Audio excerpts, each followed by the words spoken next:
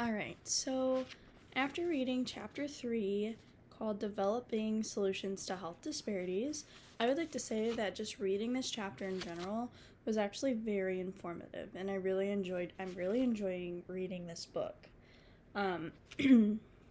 So it starts off just like where I began to study.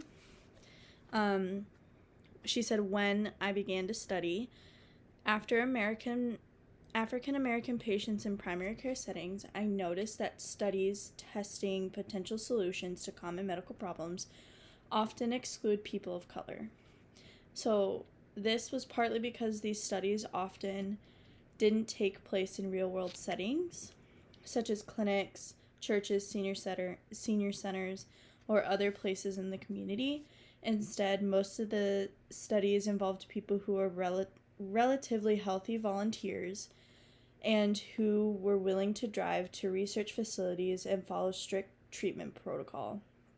So it says, in contrast, the work I was doing and the work that I was interested in doing was taking place in community health centers and clinics that didn't have many resources and abundant staffing, and where patients were often struggling with many different medical conditions. As we go further into the book or the chapter, it says addressing disparities in hypertension care from funding to findings.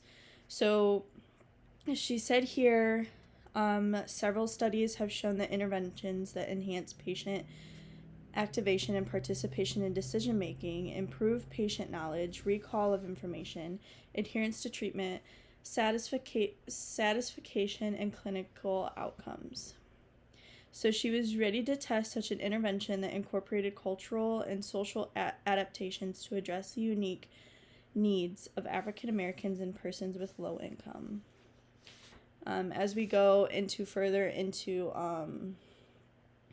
the book, that section, she said that in 2000 she contributed to a grant application to the National Institutes of Health, or NIH, focused on health disparities, in which my proposed study was included. So at that time, she was denied funding. So by this time, other researchers in the field were beginning to cite my findings, and some who did receive funding were asking me to serve as a consult to their grants. So I think it just kind of shows that, even though we didn't get, the funding that you needed for whatever grant you're looking to do, that there still are some people out there that are able to get that grant and then are able to help you or help with it. So in 2001, she ended up driving to the NIH campus in Maryland on the last day to deliver the grant in person. She finally submitted the application. In June, they received news that we've gotten an excellent score from the peer reviewers.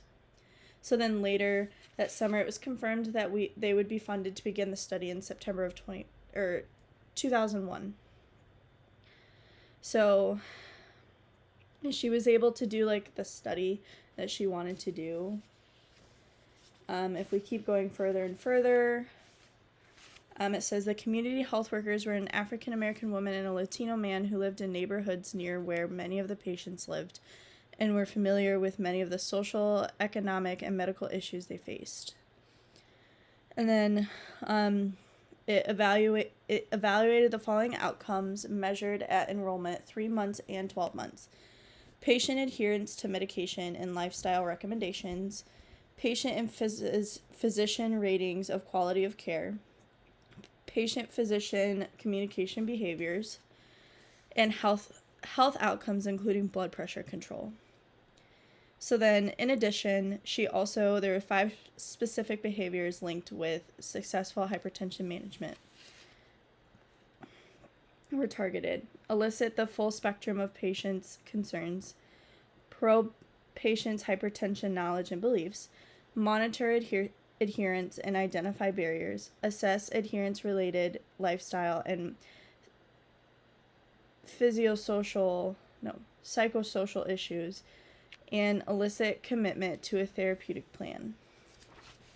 So, The combined physician and patient interventions were effective as improving information exchange, participatory decision making, and systolic blood pressure, particularly among patients whose blood pressure had not been controlled by medication or other means over 12 months.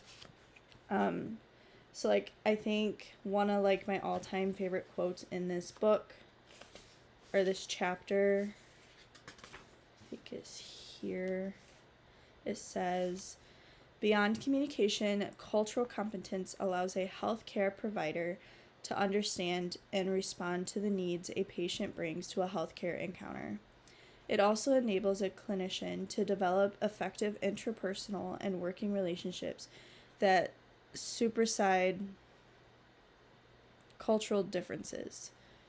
Cultural competence includes being aware of one's own worldview, developing positive attitudes towards cultural differences, and gaining knowledge of different cultural practices and worldviews.